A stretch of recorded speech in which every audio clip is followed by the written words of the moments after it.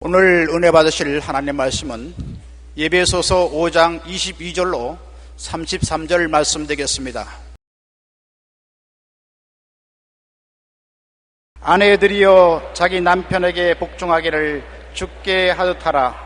이는 남편이 아내의 머리됨이 그리스도께서 교회의 머리됨과 같음이니 그가 바로 몸의 구주시니라.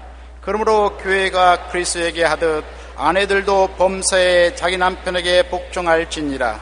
남편들아 아내 사랑하기를 그리스도께서 교회를 사랑하시고 그 교회를 위하여 자신을 주신같이 하라.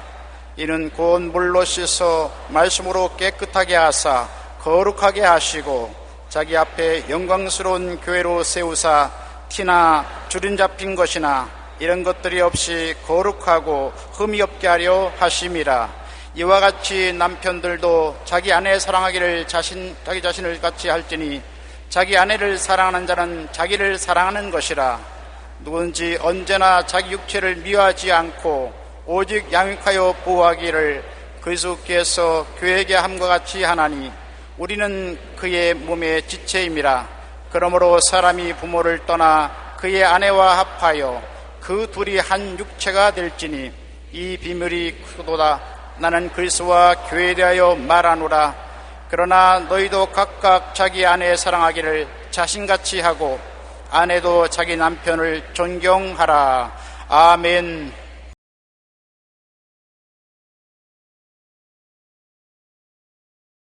행복한 가정을 위한 노력이라는 제목으로 은혜를 나누겠습니다. 가정이란 부모와 자녀들이 함께 혈연으로 뭉친 모임입니다. 그 때문에 그 어떤 단체보다 친밀하고 따뜻하고 사랑이 있는 곳이 가정입니다. 그런 가정이 오늘에 와서는 너무나 쉽게 무너지고 해체되고 있습니다. 왜 그럴까요? 미국 뉴욕항에서 대통령과 국무위원을 포함한 수많은 사람이 도열하여 누군가를 기다리고 있었습니다. 드디어 근사한 군함 한 대가 도착했고 군악대의 연주와 예포가 울려 퍼졌습니다. 그런데 배에서 항구의 유해가 내려졌습니다. 그 유해는 위대한 정치가도 전쟁에서 형력한 공을 세운 장군도 아니었었습니다. 평범한 시민으로 단지 그가 작사한 한국의 노래 때문에 이처럼 엄청난 예우를 받고 있는 것이었습니다. 그는 존 하워드 페인으로 홈 스위트 홈의 작사였고 그 노래는 우리도 잘 아는 노래입니다. 즐거운 곳에서는 나로라 하여도 내 쉴 곳은 작은 집 내 집뿐이고 꽃피고 세우는 집 내 집뿐이라는 이 노래를 작사한 시인인 것입니다. 유해 앞에서 미국 대통령은 이렇게 말했습니다. 그는 이 땅에서 무엇이 가장 소중한 것인지, 이 땅에서 지내는 일들 가운데 무엇이 가장 가치 있는 일인지를 우리에게 가르쳐 주었다고 말하는 것입니다. 여러분, 그것이 무엇일까요? 스위트 홈, 바로 달콤한 가정인 것입니다. 그런데 가정이 오늘에 와서는 너무나 쉽게 무너지고 해체되고 있습니다. 이것이 우리들의 슬픔이요 비극인 것입니다. 부부란 무엇입니까? 오늘날 사람들은 생각하기를 부부란 동물적인 결합 이상을 생각하지 않고 있는 경향이 있습니다. 동물의 짝짓기는 종의 번식을 위한 것이지만 우리 인간은 후손의 번식을 위해서만이 결혼을 하고 부부가 되는 것은 아닙니다. 인간의 결혼은 하나님이 친히 정하신 것입니다. 하나님께서 창세기 2장 18절에 야훼 하나님이 이르시되 사람이 혼자 사는 것이 좋지 아니하니 내가 그를 위하여 돕는 배필을 지으리라 하시니라. 혼자 사는 것, 고독하게 사는 것이 하나님 보시기에 좋지 않으니까 돕는 배필을 지어 영혼 육이 하나가 되어 친밀한 동반자가 되고 친구가 되는 삶을 살기 위해서 주님께서는 부부를 만들었다고 말한 것입니다. 단지 자신을 낳기 위한 남녀의 결합으로 부부를 만들었다고 말씀하지 않고 있는 것입니다. 사회 비평가인 존 러스키는 이렇게 말했습니다. 인류 역사는 세계의 역사가 아니라 가정의 역사이다. 한 나라의 수준은 그 나라의 가정 수준 이상으로 올라갈 수 없고 한 나라의 생존은 가정의 생존 여부에 달려있다. 아리스토텔레스는 가정은 국가의 근본 세포를 형성한다고 했는데 이는 건강한 행복한 가정이 많아야 건강한 국가가 되기 때문인 것입니다. 가정이 이처럼 중요한 것은 하나님의 뜻이기 때문입니다. 인간은 결혼을 해서 가정을 세우고 그 가정의 화합을 통해서 하나님을 경배하고 예배드릴 수 있기 때문인 것입니다. 하나님께서는 한 사람만 사는 것이 좋지 않다고 했습니다. 결혼해서 부부가 함께 연합해서 동거하고 하나님을 경배하며 자손을 기르고 하나님께 영광을 돌리는 삶을 원하시는 것입니다. 결혼이라는 것은 여러분 단지 인생을 살면서 살을 나눈 것이 아닌 뼈를 나눈 관계인 것입니다. 사람을 지었을 때는 그냥 흙으로 지어서 부부를 만든 것은 아닙니다. 남자를 짓고 난 다음 하나님께서 남자의 옆구리 뼈를 취해서 여자를 지었다고 하는 것입니다. 뼈를 지었다는 것은 여러분 의미가 심장합니다. 미국의 초대 대통령이었던 제퍼슨이 얼마나 훌륭하고 위대합니까? 그 자손들은 매년마다 그 조상을 기리는 모임을 가지는데 얼토당토하게 흑인 제퍼슨들이 나와서 우리도 동참을 해야 된다고 했습니다. 그래서 제퍼슨은 백인인데 백인 대통령을 지낸 우리 조상인데 왜 흑인이 제퍼슨이라는 이름을 가지고 여기에 참여하냐고 굉장한 문제가 생겼습니다. 안 된다 된다. 그런데 흑인들이 법정에 고소를 해서 DNA 검사를 했습니다. 이미 그 무덤에 살은 다 썩어버리고 뼈만 남았는데 뼈 조각을 뜯어서 DNA 검사를 해보니까 흑인 제퍼슨하고 DNA가 꼭 같습니다. 이게 웬일인가? 제퍼슨 대통령이 부인이 돌아가시고 혼자 생활할 때 가정부로 도와줬던 흑인 부인하고 관계가 몰래 있었던 것입니다. 그 부인이 집을 떠나서 아기를 낳아서 이름을 제퍼슨이라고 지어줬는데 그 후손들이 번창한 것입니다.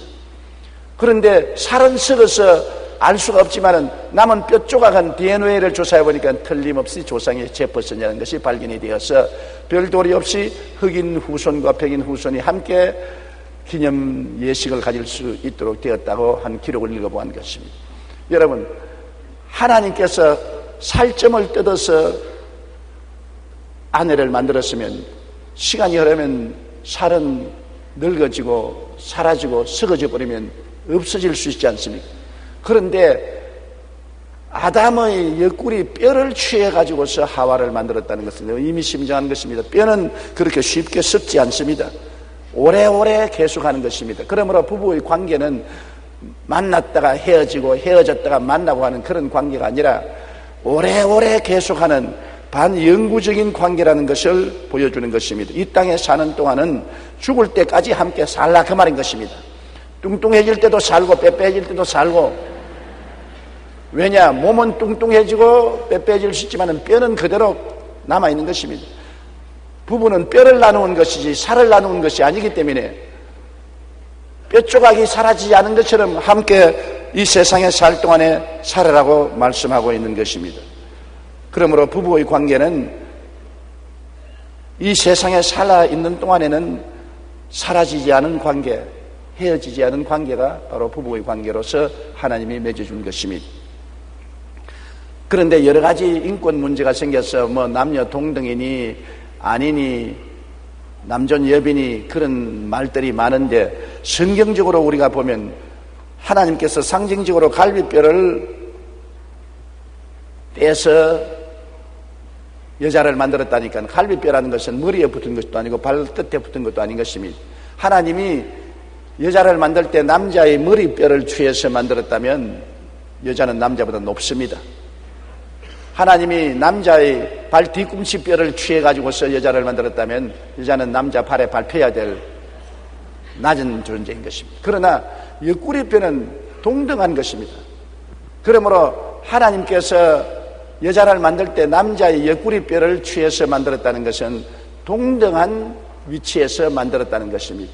갈비뼈는 심장에 가장 가까우니까 사랑으로서 하나로 동등한 인권을 가지고 살라고 말씀한 것입니다. 갈라디아서 3장 28절에 남자나 여자나 다 그리스도 예수 안에서 하나라고 말한 것입니다. 그러나 가정을 이루고 사는 데 있어서의 위계 질서는 다릅니다. 이 세상의 사람들이 다 동등한 인권을 가지고 있지만 다 회장이고 다 사장이고 다 간부 사원이고 그렇게 될 수는 없는 것입니다. 다 같은 인권을 가지고 있지만은 그러나 인생이 살아가는 데 있어서 직분은 차이가 있는 것입니다. 가정에도 남편과 아내가 수평적인 동등한 인권을 가지고 있지만은 남편과 아내라는 직분상의 위계는 있는 것입니다. 그것은 머리와 몸의 관계라고 성경은 말하고 있습니다. 여러분, 아내들이여 자기 남편에게 복종하기를 주께 하더라. 이런 남편이 아내의 머리됨이 그리스도께서 교회의 머리됨과 같으니 그가 바로 몸의 구주시니라. 그러므로 교회가 그리스도에게 하듯 아내들도 범사에 자기 남편에게 복종할지라. 이 말은 인권의 문제가 아닌 것입니다. 가정에서 지위의 문제인 것입니다. 남편과 아내와 합쳐서 가정을 만들어 가는데 둘이가 다 지도자가 될 수 없으니까 남편은 앞에서 끌어주고 아내는 뒤에서 밀어주고, 남편은 리더가 되고 아내는 따라가는 사람이 되고, 이러한 가정에서의 협동관계를 말한 것입니다. 이 성경을 보고 여자는 남자보다 우월하지 못하다, 남자가 여자를 다스려야 된다, 그렇게 생각하면 잘못인 것입니다. 서로 협동의 관계 속에서 남편은 머리가 되고 아내는 몸이 되는 것입니다. 머리와 몸이 서로 싸우는 거 보았습니까? 머리 없는 몸은 갈 바를 알지 못하고 몸 없는 머리는 아무 소용이 없는 것입니다. 머리와 몸은 똑같은 하나이지만은 그 직분상 머리는 몸을 돌보고 양육하고 이끌어가고 몸은 머리를 받들고 따라가는 그런 직분이지, 머리와 몸이 분리되어서 따로따로 서로 관계 싸움을 하면 큰일 나지 않습니까?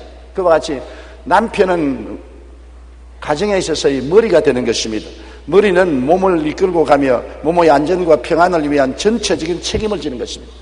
남편의 책임은 굉장합니다. 한 가정의 머리가 되어서 온 가정의 평안과 안정을 위해서 전적 책임을 져야 되는 것입니다. 그리고 몸은 머리의 인도와 결정에 절대 복종하지, 몸이 머리의 명령에 복종하지 아니한 사람은 중풍병에 걸렸거나 파킨슨 병에 걸린 사람인 것입니다. 중풍이 걸린 사람은 머리가 아무리 바로 걸으라 해도 바로 걷지 못하고 덜덜덜 떨지 않습니까? 파킨슨이 걸려도 몸이 떨고 머리에 식은 대로 안 한 것입니다. 병들지 않은 가정은 남편이 가정을 이끌어 나가고 아내는 받들고 따라가는 가정이 건전한 가정인 것입니다. 병든 가정은 남편대로 아내대로 서로 따로따로 놀고 서로 시기, 분노, 질투하고 싸우는 것입니다. 유대인의 격언에는 이런 말이 있습니다. 남자를 늙게 하는 4가지 사건이 있는데 불안과 노여움, 자식, 악처가 남자를 늙게 하는데 그 중에 제일 늙게 하는 것이 악처라고 말했습니다. 탈무드에는 세상에서 가장 행복한 사람은 누구인가? 그는 순종하는 아내를 얻은 남자가 가장 행복한 사람이라고 말한 것입니다. 남편은 아내를 자기 몸처럼 사랑하고 몸인 아내는 머리인 남편의 인도와 결정에 절대 복종하고 나아가면 그 부부는 행복할 수밖에 없습니다. 이것이 성경적인 부부관계인 것입니다. 성경적인 부부관계는 사랑과 복종의 관계이지 폭력의 관계가 아닌 것입니다. 사랑을 하면은 따라오게 돼 있지요. 머리가 몸을 사랑해서 몸을 잘 돌보면 몸은 머리를 따라가는 것입니다. 남편이 아내를 사랑하고 잘 돌봐주면 아내는 남편을 따라가고 복종하고 잘 섬기게 되는 것입니다. 사랑이 복종을 가져오는 것입니다. 에베소 5장 25절에 있는 말씀대로 남편들아 아내 사랑하기를 그리스도께서 교회를 사랑하시고 그 교회를 위하여 자신을 주심같이 하라. 우리가 왜 예수님을 위해서 목숨을 바칩니까? 예수님이 우리를 사랑하셔서 우리 대신하여 십자가를 걸머지고 몸을 찢고 피를 흘리기까지 사랑해 주셨기 때문인 것입니다. 예수님의 그 절대적인 사랑이 있기 때문에 우리는 두말하지 않고 예수님의 명령에 순종하고 따라가는 것입니다. 그와 같이 가정에도 남편이 아내를 절대적인 사랑으로 사랑하고 돌보면 아내는 남편을 순종하고 따라가게 되어 있는 것입니다. 사랑과 복종의 관계지 폭력과 복종의 관계는 아니라는 것을 우리가 알아야 되는 것입니다. 프랑스의 철학자 H.A. 테는 부부 관계를 이렇게 정의했습니다. 결혼 후 첫 일주일 동안은 서로 관찰하고 그 다음 3개월은 사랑한다. 그 다음 3년은 서로 싸우고 그 뒤 30년은 용서하면서 산다고 말한 것입니다. 결혼을 유지하는 것은 6가지인데 그중 1가지는 사랑이고 나머지 5은 신뢰라고 말한 것입니다. 사랑을 하고 그 다음에는 신뢰하고 살아가는 것입니다.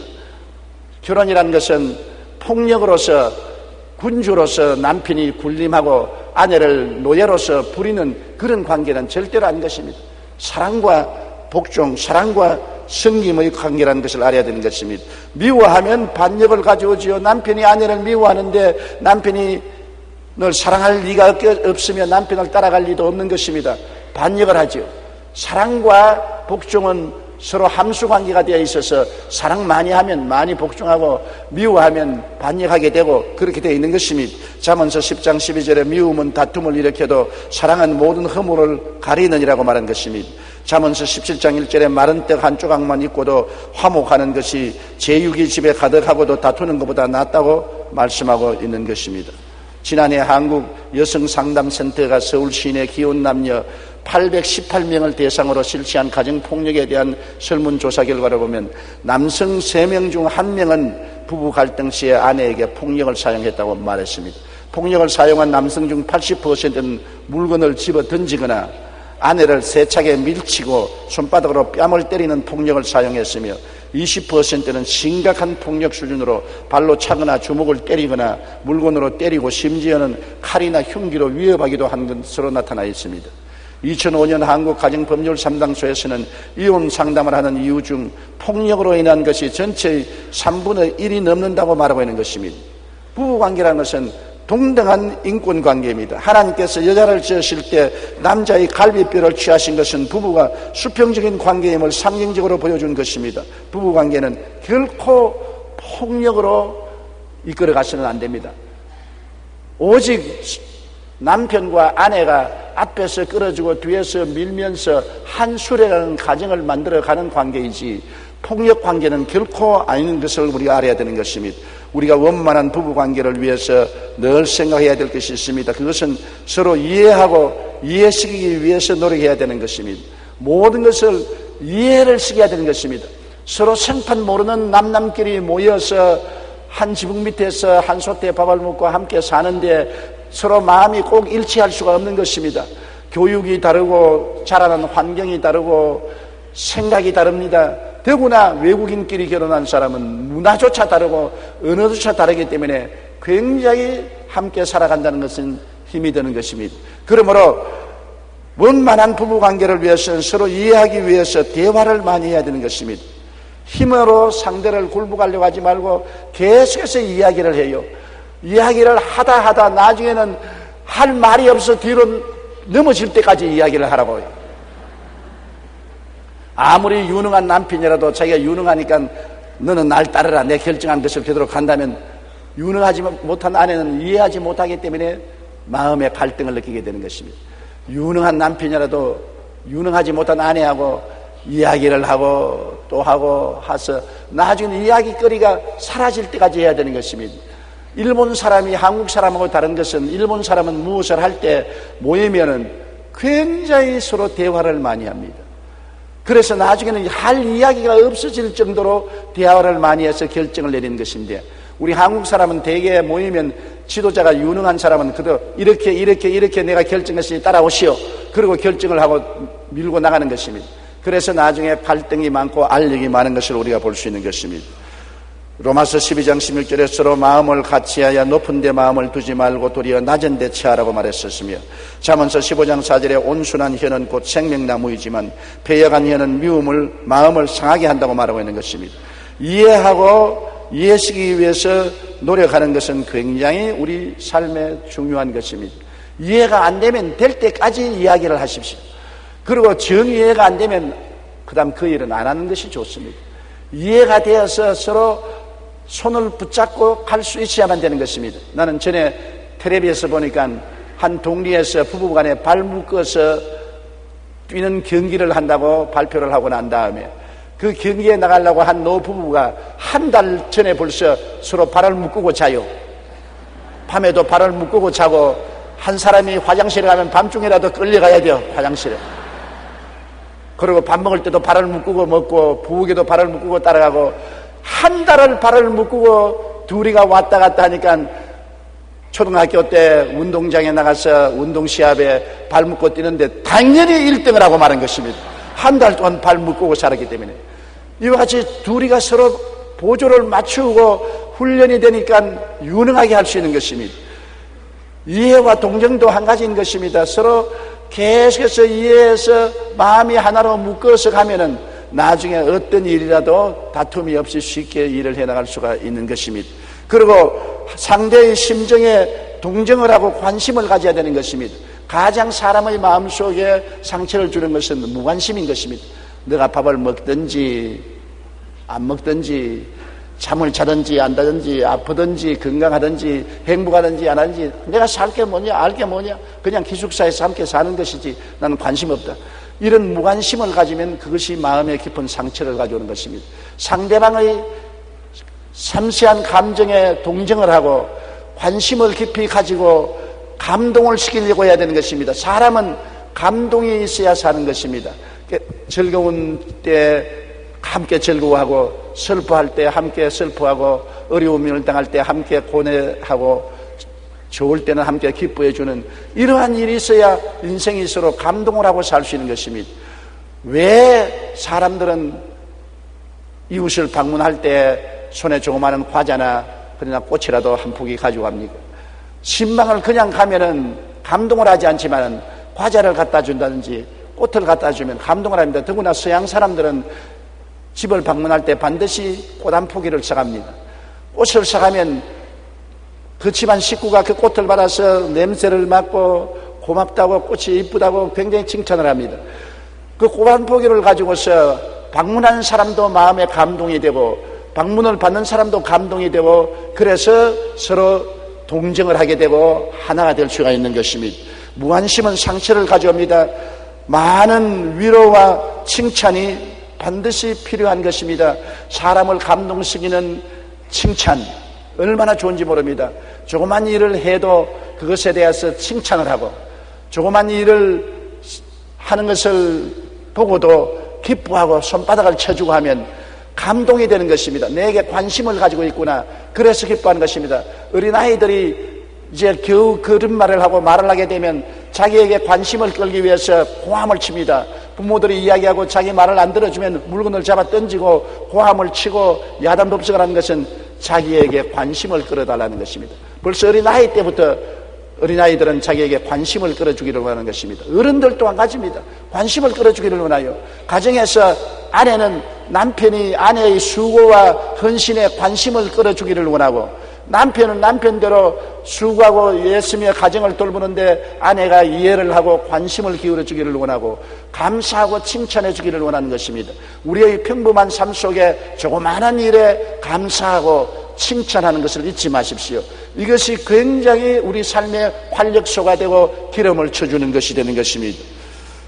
베드로전서 3장 8절에 너희가 다 마음을 같이하여 동정을 하라. 서로 마음에 감격을 하고 함께 마음을 나누라는 것입니다. 잠언서 12장 16절에 칼로 찌름같이 함부로 말하는 자가 있거니와 지혜로운 자의 혀는 양약과 같으니라. 막 상대방을 칼로 찌른 듯이 비평하고 평론해서 피를 흘리게 하는 사람이 있는가 하면 그 말로서 치료하는 약 같은 입술도 혀도 있다는 것입니다. 말을 막말하는 사람 참 많습니다. 만나서 다른 사람의 허물을 그자로 지적하고 다른 사람의 결점을 그대로 말하고 옷을 벗기고 싹 살키는 사람이 있습니다. 이러한 사람은 가는 곳마다 분쟁을 일으키는 것입니다. 그러나 남을 위로하고 격려하고 힘을 주어서 치료하는 양약 같은 혀도 있는 것입니다. 그러므로 상대의 심정에 동정을 해야 올바른 결혼 생활을 할 수가 있는 것입니다. 남편들은 아내의 심정에 동정을 하고 아내에게 감동을 주십시오. 아내도 남편의 마음에 동정하고 감동을 주고 칭찬하고 감사하는 일을 하십시오. 왜 사람들은 칭찬을 안 하는지 모르겠습니다. 어린아이도 칭찬하면 즐거워하는 것입니다. 고래도 칭찬하면 춤을 춘다고 말합니다. 하물며 사람은 칭찬하면 얼마나 격려가 되는지 모르는 것입니다. 그런데 우리는 너무나 칭찬에 인색한 것입니다. 우리는 충분히 넘치도록 칭찬하고 감사하는 삶을 살 때 가정이 원만하고 기름진 가정이 될 수 있는 것입니다. 그리고 부부간에 행복하게 살기 위해서는 무조건 하고 참는 것이 좋습니다. 조건 붙이지 마십시오. 부부간에 싸워서 이기면 손해봅니다. 이 세상에 이겨서 손해보는 것은 부부싸움인 것입니다. 남편하고 아내하고 싸우면 그날부터 남편은 찬밥 먹을 각오를 해야 되는 것입니다. 아내의 무관심 속에 살아야 되는 것입니다. 아내도 남편하고 싸우면 남편이 이제는 집에 안 돌아오고 바깥으로 돌기 시작하면 굉장히 그 결과가 고약하게 되는 것입니다. 이기면 손해보는 게임이 부부간의 싸움인 것입니다. 부부간에 싸워서 저도 본전입니다. 져서 손해날 것 없는 것입니다. 그러므로 이기도 손해나고 저도 본전인 것이므로 부부간에 무조건 하고 참는 것이 좋습니다. 잠언서 12장 11절에 미련한 자는 당장 분노를 나타내거니와 슬기로운 자는 수욕을 참는다고 말한 것입니다. 잠언서 19장 11절에 노하기를 더디하는 것이 사람의 슬기요 허물을 용서하는 것이 자기의 영광이라고 말한 것입니다. 부부간에는 더구나 더 허물을 들추어내지 마십시오. 사람이 온전한 사람 없습니다. 여러분, 하나님이 지은 날도 밤이 있고 낮이 있는 것처럼 인간의 온전히 잘하는 것만 있고 못하는 것이 하나도 없는 인간은 없지 않습니까? 그러므로 남편도 장점도 있고 단점도 있고 부인도 장점도 있고 단점이 있는데 절대로 자꾸 단점을 들추어내어서 상처를 입히면 안 되는 것입니다. 닭을 키워보면 닭은 몸에 조그마라도 무슨 두드러기가 나든지 몸에 상처를 입으면 다른 닭들이 와서 자꾸 쪼아가지고서 나중에 창자가 나오도록 쪼아서 죽여버리는 것입니다. 부부간에는 서로 상대의 상처를 자꾸 끄집어내어서 상처를 입히고 결점을 지적하면 안 됩니다. 모른 채 하고 넘어가야만 되는 것입니다. 허물을 용서하는 것이 굉장히 가정을 원만하게 이끌어가는 방법이 되는 것입니다. 자꾸 허물을 더 치워내면 안 돼요. 더구나 부인들은 기억력이 굉장히 좋습니다. 남편들은 기억력이 나빠서 옛날 것은 잊어버리는데 부인들은 기억력이 좋아서 싸움이 벌어지면 10년 전에 일어난 일도 다 이야기합니다. 당신 10년 전에 이렇게 했잖아요. 그것이 남편의 마음속에 분노를 터뜨리게 하는 것입니다. 잊어버려야 돼요. 과거는 다 잊어버리고 남의 약점을 덜 치워내지 말고 언제나 싸움을 하더라도 자존심을 건드리면 안 되는 것입니다. 자존심을 건드려 놓으면 도저히 치료할 수 없는 상처를 입히게 되는 것입니다. 싸움은 두 사람이 하는 것이기 때문에 두 사람만 이야기하지 친정집 이야기까지 다 끄집어내지 말고 시가집 식구 이야기까지 다 끄집어내고 그렇게 해서 자존심을 상하게 해서는 결코 안 되는 것입니다. 절대로 자존심을 상하는 과거를 더 주워내지 말고 허물을 용서하는 것이 가정을 영광스럽게 이끌어가는 것입니다. 여러분, 상대를 자기 소유물로 생각하는 잘못된 생각을 가지고서는 안 되는 것입니다. 아내도 남편의 소유물이 아닙니다. 그리고 또 남편도 아내의 소유물이 아닌 것입니다. 하나님이 함께 살라고 보낸 하나님의 사자들인 것입니다. 그러므로 자기 소유물로 생각하고 과도한 간섭을 하면 안 되는 것입니다. 굉장히 잔소리 많은 남편하고 살려고 하는 아내가 있습니까? 바가지 계속 끓는 아내하고 살고 싶은 남편이 있는 것입니까? 서로 과도하게 간섭을 하면 안 되는 것입니다. 미국의 위대한 대통령이었던 카터 대통령의 아내 로자리는 남편하고 종종 싸웠었습니다. 카터 대통령하고 부인이 왜 싸웠냐 하면 카터 대통령은 시간을 엄하게 지켜요. 약속 시간 1분 전에는 반드시 가 있어야 돼요. 그런데 그 아내 로자리는 느릿느릿 해가지고서 몸 치장한다, 얼굴 화장한다 하고 언제나 모임에 늦어져요. 그렇기 때문에 남편이 아내 로자린 때문에 모임에 늦어질 때가 한두 번이 아니었기 때문에 남편이 모임만 있으면 신경을 곤두세우고 벌써 1시간 전에 부인 보고 빨리 부인이 예 하면서 언제나 늦습니다. 그래서 그 때문에 모임에 갔다 와서는 대판 싸우곤 했습니다. 그런데 카터 대통령이 부인을 아무리 재촉을 해봐도 태어날 때부터 느릿느릿한 성격을 가지고 태어나서 고쳐지지가 않는 것입니다. 그래서 어느 해 부인의 생일이 되었는데 생일 카드에 카드가 이렇게 기록했습니다. 아무리 고치려고 해도 안 되니 그냥 있는 그 모습대로 수용을 하려고 작정했습니다. 여보, 오늘까지 당신을 많이 괴롭혔는데 지금부터 당신은 시간 지키는 일에 있어서 자유롭게 사십시오. 이 카드를 받고 부인이 띠룩띠룩 기뻐하면서 당신이 나에게 준 가장 최고의 생일 선물이라고 칭찬을 했습니다. 시간 지키는 데서 자유롭게 되므로 왜 그렇게 좋아했냐면 이제 싸움을 안 하게 됐다는 것입니다. 그 다음부터는 늦게 일어나도 남편이 말도 안 하고 기다리는 것입니다. 아예 이제 그것을 수용하고 받아들인 것입니다. 이처럼 상대방의 성격이 있고 생활 습관이 있고 생각이 있기 때문에 그걸 일일이 간섭해서 나처럼 되라고 하면 안 되지요.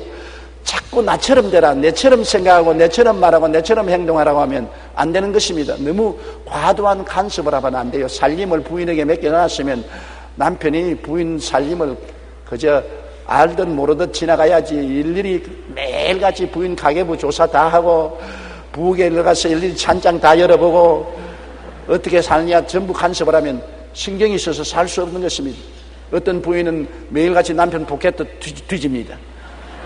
포켓에 뭐가 있느냐 다 뒤지고 남편 옷 다 냄새 맡아보고 그렇게 신경을 쓰면 못 살아가는 것입니다. 서로서로의 생활에 프라이버시가 있기 때문에 서로서로의 생활에 자유를 주고 너무 간섭을 하지 말아야 되는 것입니다. 과도한 사생활을 침해하면 부부싸움이 끝이 없습니다. 미국의 워싱턴 주립대학의 존 카트먼 석자 교수는 부부 문제 치료 관련의 세계적인 권위자입니다. 그가 35년 동안 3,000상을 분석한 결과 이혼에 이르는 지름길 4가지는 서로 비난하고 서로 변명하고 경멸하고 담쌓기가 이혼을 가져오는 것입니다. 이에 대한 부부 문제의 처방은 다음과 같다고 말하는 것입니다. 부부 싸움은 부드럽게 시작하라. 아내가 부드러운 말로 꺼내면 남편의 감정이 이완되고 사고 판단을 하는 두뇌 전주엽이 활성화된다고 말하는 것입니다.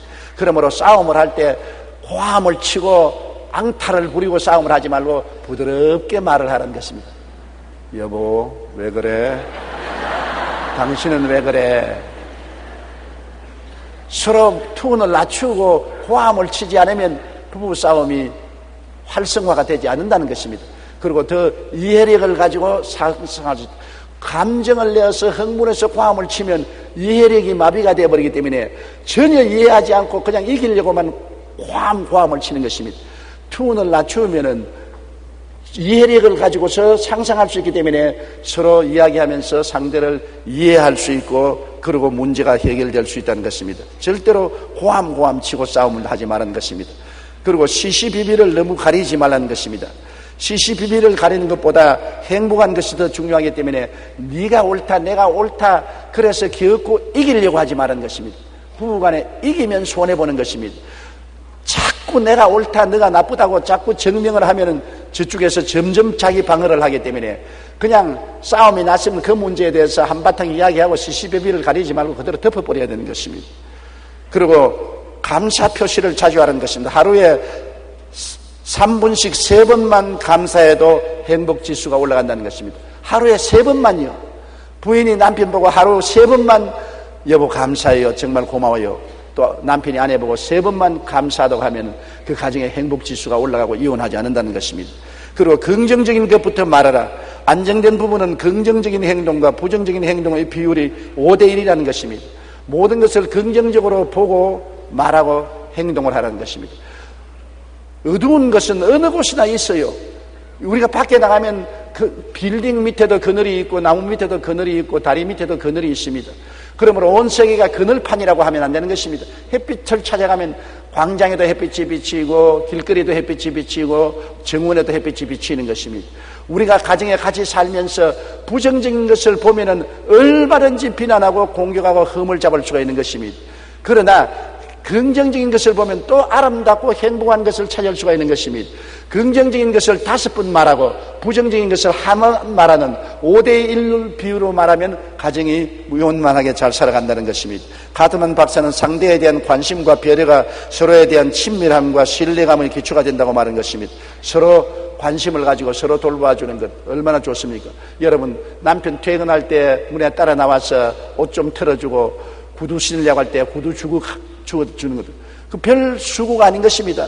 그 남편이 어떻게 생각하냐면 나에게 관심을 가지고 있구나. 그에 대해서 굉장히 친밀감을 느끼게 되는 것입니다. 부인이 바삐 당할 때 남편이 너 핸드백 잊어버렸으면 핸드백 들여다 주고 종종 핸드폰 두고 나가면 핸드폰 갖다 주는 것, 관심을 기울여 주는 것, 이것은 나에게 대해서 배려를 하고 있구나 마음이 뜨거워지는 것입니다. 서로 관심을 가지고 배려해주고 감사하고 감격을 가지게 되면 부부는 행복한 가정생활을 할 수가 있는 것입니다.